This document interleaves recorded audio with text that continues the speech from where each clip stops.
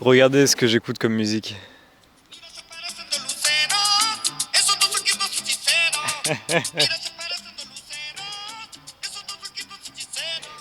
C'est de la musique colombienne. Je peux pas tout mettre parce que sinon je vais me faire striker la vidéo. Mais bon, c'est pas grave parce que je gagne pas d'argent. Ça me donne du baume au cœur, j'aime beaucoup.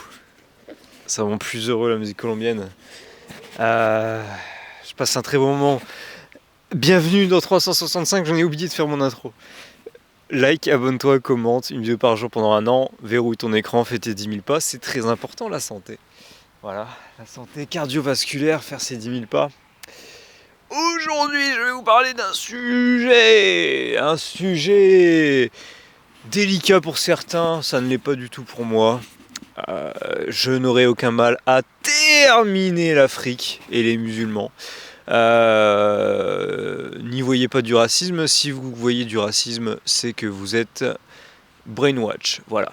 Je vais vous dire pourquoi je pense que les Arabes, les Africains, qui viennent en France et qui revendiquent leur culture, qui revendiquent l'Algérie, le Maroc, la Tunisie comme étant les meilleurs pays du monde, je vais vous dire pourquoi ça ne l'est pas et que la France est bien supérieure à vous, les gars. Dans cette vidéo, il n'y a pas de racisme, il y a juste du factuel. Du racisme, je le répète, c'est détester une race, on va dire d'autres personnes par rapport à leur couleur de peau, leur religion. Enfin voilà, mettre un point sur une différence et dire je n'en veux pas, je déteste ça, je déteste ces gens qui ont cette différence. Je déteste pas les Arabes, je ne déteste pas les Africains. Je vais pas dire non plus que j'adore leur pays. J'étais en Tunisie et bon, leurs hôtels sont corrects, mais il y a vraiment très peu de standards par rapport en Europe. C'est vrai que si tu veux vivre dans un pays où c'est pas cher, où il y a du soleil, où on se prend pas la tête, voilà. C'est sûr que le Maroc, pour finir ses jours, par exemple pour les retraités, c'est très bien. L'Algérie, ouais. Non, quand même pas. Euh, et la Tunisie, oui, allez, pourquoi pas, voyons. Pourquoi pas. Mais non, moi j'étais en Tunisie, c'était très sale, il n'y avait pas de trottoir. Les gens ne connaissent pas la marche à pied, ils connaissent que la voiture, t'as l'impression d'être aux États-Unis. Bon, enfin bref. On n'est pas là pour terminer ces pays. Je vais vous dire pourquoi la France est supérieure aux pays d'Afrique. Déjà de une, premier point pour commencer, l'Europe est catholique, elle s'est construite sur le catholicisme. C'est pour ça que ça fonctionne. Je vais te dire pourquoi ça fonctionne. Parce qu'en fait, dans la Bible, pour faire simple, la Bible c'est vraiment le livre des paroles de Jésus, de Dieu, qui vraiment nous explique pourquoi. Si tu lis, tu comprends pourquoi on était trop stylé et trop fort et qu'on construisait plein de choses. Parce qu'en fait, dans la Bible, on dit que si tu veux te rapprocher de Dieu, être le plus proche, au plus près de Dieu, et c'est ce que tout croyant cherche en fait. Il cherche à se rapprocher de Dieu. Si tu es musulman, tu cherches à te rapprocher de la Mecque pour vivre là-bas, pour vivre ta religion pleinement. Et ben nous, pour se rapprocher de Dieu, il n'y a pas de lieu spécifique, il n'y a pas d'endroit dédié, si ce n'est Jérusalem. Mais c'était pas, enfin voilà, c'est la Terre Sainte, mais si ce n'est, il n'y a pas vraiment de lieu dédié.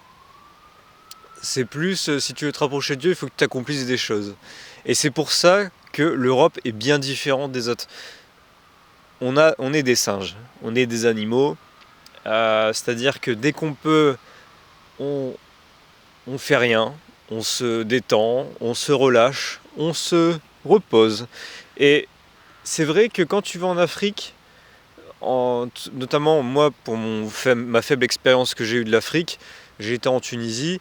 Bah, je me suis rendu compte que le café c'était vraiment l'endroit préféré des Tunisiens. C'est-à-dire que quand j'ai été à... comment ça fait la ville, elle m'a fait mourir de rire. C'est où ils ont tourné des scènes du Star Wars. Euh, et vraiment, on a été visiter cette ville parce que le nom m'a fait trop rire. Je pensais que cette ville n'existait pas. Elle existe bel et bien. Tu sais, c'est cette ville, quand tu dis t'habites, tu sais, genre un endroit paumé, c'est le nom de cette ville, bah c'était là. Je vous le dirai en commentaire si je la retrouve. Mais bref, on a été dans cette ville et j'ai vu énormément de gens qui ne foutaient rien. Voilà, ils foutaient rien et qu'ils étaient payés par le gouvernement à rien foutre. Parce qu'en fait, il n'y a pas assez de boulot, il n'y a pas assez de choses comme ça. Donc, ils sont payés par exemple par une entreprise privée, mais ils sont au café. Alors, je ne sais pas comment t'expliquer ça. Ça doit être dans la culture locale, mais bref. L'affainéantisme est vraiment quelque chose qu'on ressent quand on va en Afrique. C'est-à-dire que quand tu vas là-bas, bah, il n'y a pas de quartier, il n'y a pas de... Bah si, il y a des quartiers, pour le coup ça va. Je veux dire, il n'y a pas de monuments, il y a très peu de monuments, il y a très peu de constructions élaborées, il n'y a pas d'ornements, il n'y a pas de... Et j'aime bien dire, ouais mais... Ils disent toujours, c'est... Tu vois, regarde, deuxième point, ils disent toujours c'est la faute des Européens, ils nous ont pillés, ils nous ont pillés. Ça me fait bien rire parce que la vérité... entre guillemets, le mensonge prend l'ascenseur, la vérité prend l'escalier. En fait, on s'est rendu compte qu'on les a toujours payés. On a toujours payé pour avoir ces ressources. En fait, on est venu, on a créé de l'emploi. C'est les blancs qui sont venus chez les noirs construire de l'emploi, créer des usines. Et en fait, vraiment, on les a payés pour extraire tous ces minerais rares.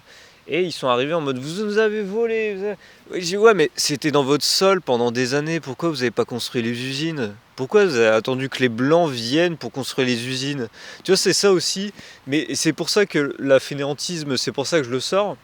C'est un point peut-être qui vous touche, mais vous avez beaucoup d'ego. C'est-à-dire que c'est jamais votre faute.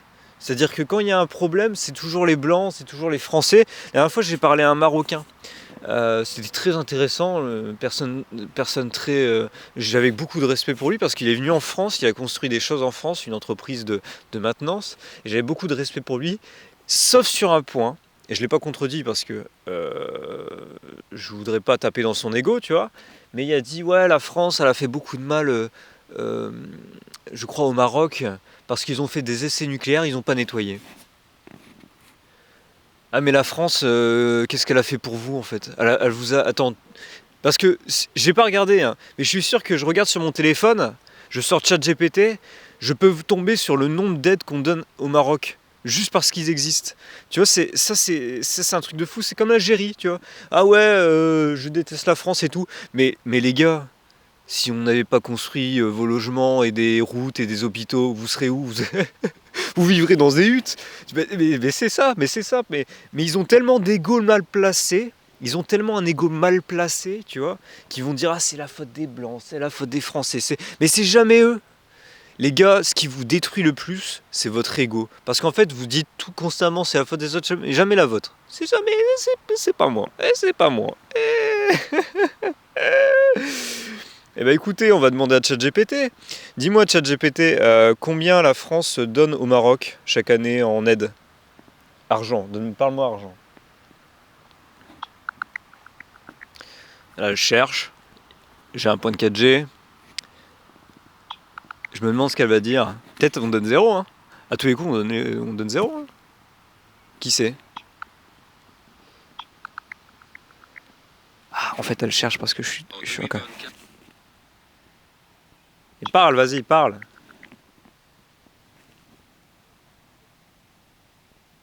La France accorde une aide financière au Maroc, principalement sous forme de coopération au développement. Les montants peuvent varier d'une année à l'autre en fonction des projets spécifiques et des priorités définies entre les deux pays. Pour obtenir les chiffres exacts de l'aide financière annuelle de la France au Maroc, il est préférable de consulter les rapports officiels. Non mais je m'en fous des rapports officiels. Donne-moi le montant en euros à peu près. Allez, donne-moi une somme à peu près vague de ce qu'on donne gratuitement au Maroc. L'aide financière de la France au Maroc peut varier, mais elle se situe généralement dans une fourchette de plusieurs dizaines, 2 millions d'euros chaque année. Cette aide peut inclure des projets de coopération dans divers secteurs, comme l'éducation. Ok, non mais c'est bon, c'est tout ce que je voulais savoir, c'est bon. Eh ben, mais c'est la faute des blancs. C'est la faute des blancs. Et ces millions d'euros, vous pouvez pas les utiliser pour nettoyer vos trucs nucléaires? Non, c'est la faute des Blancs, c'est la faute des Blancs. C'est vrai qu'on vous donne pas plein d'argent. Mais vous en faites quoi de cet argent? Vous en faites quoi cet argent? C'est comme la fois où Elon Musk, il y en avait marre. Tu vois. J'aime beaucoup Elon Musk parce que c'est un milliardaire qui vient, on va pas dire qu'il vient d'en bas, c'est faux, mais qui a beaucoup les pieds sur terre. Il y a toutes les associations, à un moment, il y avait l'AFP, je sais plus quoi, des journaux qui se commençaient à dire avec si Elon Musk donnait 10% de sa fortune, il sauverait la faim dans le monde.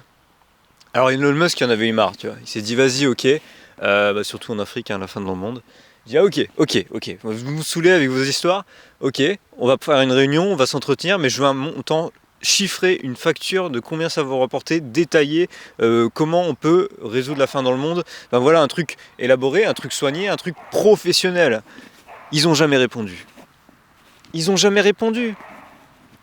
Et vous êtes pareil, c'est-à-dire que c'est toujours la faute des Blancs, on vous envoie des milliers, des millions d'euros chaque année pour je ne sais quelle raison d'aide au développement. Mais vous n'êtes pas assez grand. Mais c'est la faute des Blancs, c'est la faute des Français, c'est la faute... Moi je vais vous dire une chose, c'est que vous êtes des hypocrites en fait. Parce que nous, terre chrétienne, pays chrétien, pays blanc, on a construit énormément de choses, des cathédrales, des monuments historiques. Et il y a beaucoup d'Arabes qui le reconnaissent. Et je parle à beaucoup de personnes différentes, de toutes horizons en France. Il y en a beaucoup qui le reconnaissent. Hein. Mais ça, c'est pour le restant, tu vois, ceux qui sont hypocrites, qui sont de gauche généralement. Euh, la France a vraiment construit des choses énormes, des beaux monuments, Versailles, enfin voilà, c'est un beau pays, regarde, c'est verdoyant, il y a des clôtures là à côté, il y a un parc à chiens, tu vois, c'est sympa la France, c'est vraiment beau, on a construit des belles choses, aujourd'hui on essaie de la détruire, c'est dommage. Voilà, moi je suis pour la préservation du patrimoine et de toute son histoire. Je suis pas. Voilà, je suis pour reconstruire des églises comme avant, reconstruire des monuments comme avant, et pas être dans la destruction, dans le sabotage comme on l'est avec Macron, quoi. Euh, Bref, je sais plus où je voulais en venir, mais on construit plein de choses, énormément de choses, et c'est grâce à notre passé historique chrétien. Mais ce que les Arabes et les Africains généralement ne veulent pas entendre, c'est que comme, entre guillemets, ils sont musulmans, c'est comme dire que la chrétienté c'est meilleur, tu vois. C'est comme dire, en fait, les blancs ils ont été plus forts que nous, quoi. Et ça ils veulent pas le reconnaître. Et ça c'est dur, quoi. Ça c'est dur, quoi.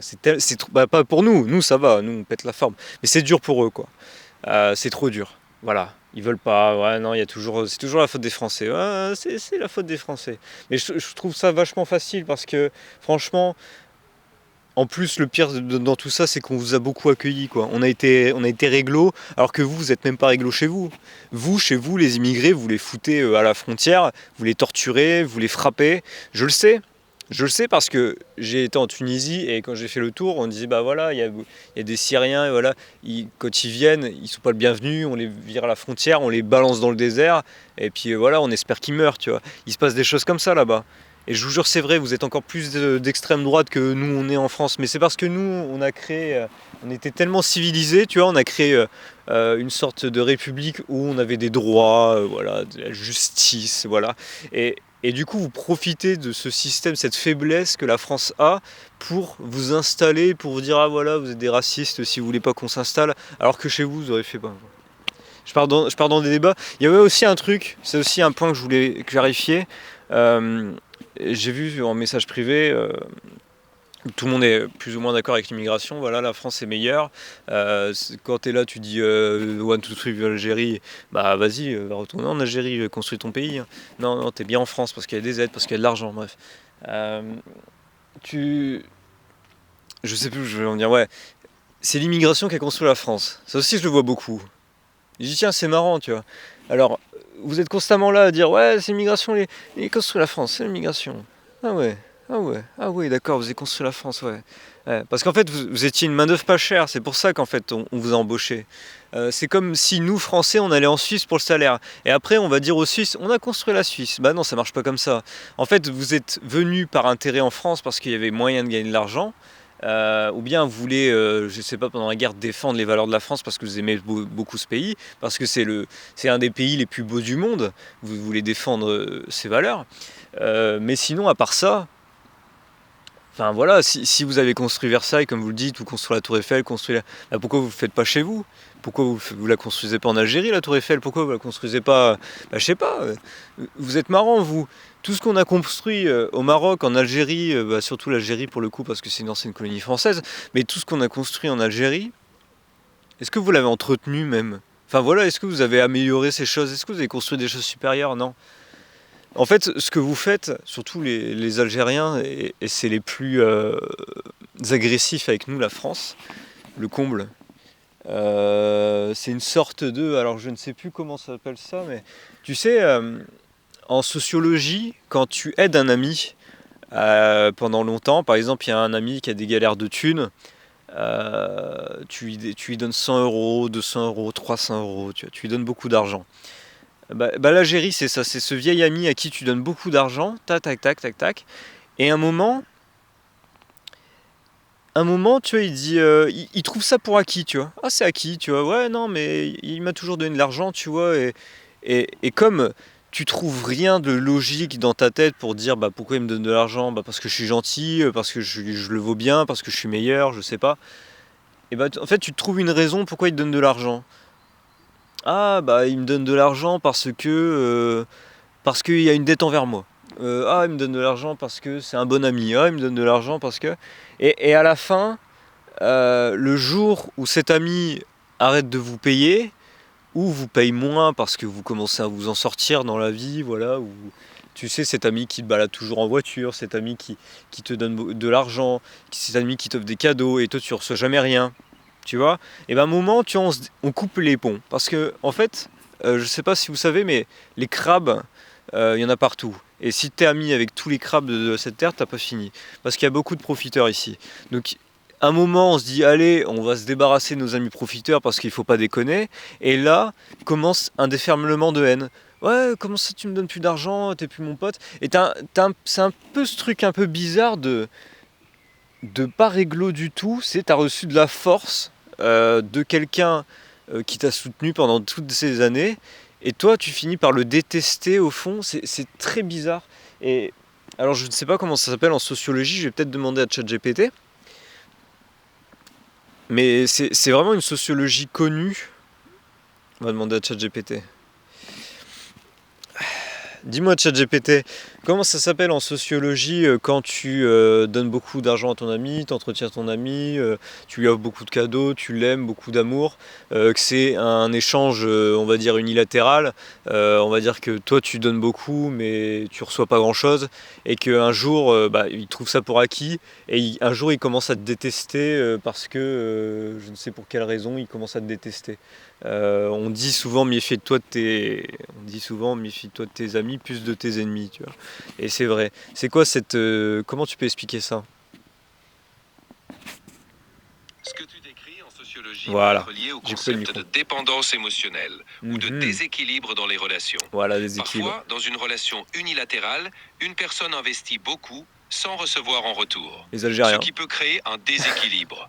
Cette situation peut parfois amener l'autre personne à prendre la relation pour acquise, Voilà. ce qui peut conduire à des sentiments négatifs ou à de l'ingratitude. Voilà. En sociologie, on pourrait aussi Les parler de Algériens. relations toxiques ou de déséquilibre dans l'investissement émotionnel, où Ouais. une personne donne plus qu'elle ne reçoit. Ouais, c'est ça. C'est un sujet complexe, Les Algériens. souvent abordé dans le contexte des dynamiques relationnelles Les et de Marocains. l'attachement. Les Tunisiens. Et ça peut exister entre les pays, par exemple, ce genre de relation? Oui, les relations bilatérales entre les pays incluent souvent des accords de coopération. C'est pour ça que tout le monde financière. déteste les États-Unis aujourd'hui. Ces accords peuvent porter sur divers domaines tels que l'éducation, la santé, l'infrastructure ou encore la lutte contre le changement climatique. Ok, c'est pas mal Ces ça. relations peuvent être formalisées par des partenariats, des accords bilatéraux ou des projets financés conjointement. Ouais, ok, bon. Très bien. Bon, vous l'avez compris, comme les amis, les États sont comme des amis. Et donc, c'est d'ailleurs aujourd'hui tout le monde déteste les États-Unis, enfin beaucoup d'États détestent les États-Unis, ne croient plus au mondialisme. Et, les États-Unis a passé sa vie à payer d'autres pays pour finalement que ça leur apporte nada. Parce qu'aujourd'hui, ils ont plus d'amis. Voilà. Ouais, ouais, c'est ça. Merci.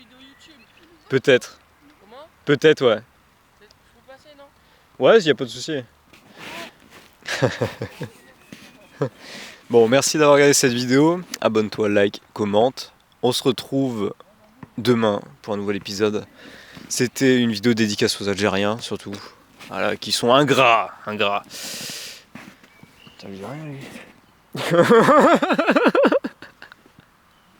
Je coupais avant qu'il se passe quelque chose de grave.